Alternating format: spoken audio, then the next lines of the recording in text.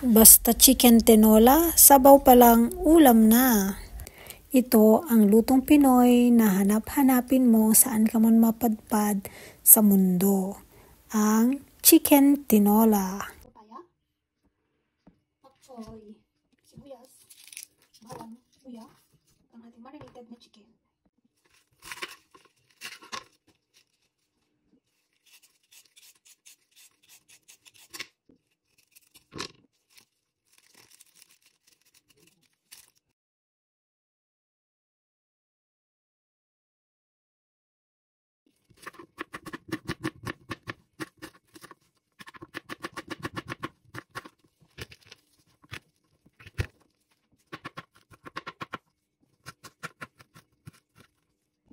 Sabihin natin ang ating ginger. Lagyan natin ang garlic at onion. Lagyan natin ang sili at bangka. Lagyan natin ang ating chicken. Lagyan natin. Akan. Check natin. Check natin ang garlic at onion na flavor. Lagyan tayo ng pakita niyo. Mix natin. Masarap talaga ang lasang may bawal sa isang panggisang natin.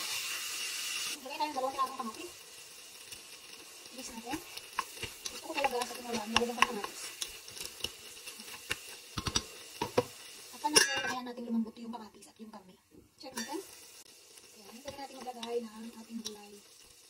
Lagyan natin ang ating papaya at sili. Lagay tayo ng sarap. Lagay tayo ng paminta. Lagay din tayo ng paminta. Lahat ng roti at saka tubig. Sakto nga apaw lang sa ating gulay. Takpan natin, kaya natin maluto. Check natin. Ilagay na natin ang ating pak choy. Ayan. Takpan natin, lutuin lang natin ang ating gulay. Check natin.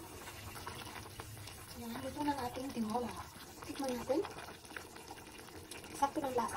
Ayan, ready na ang ating tinola.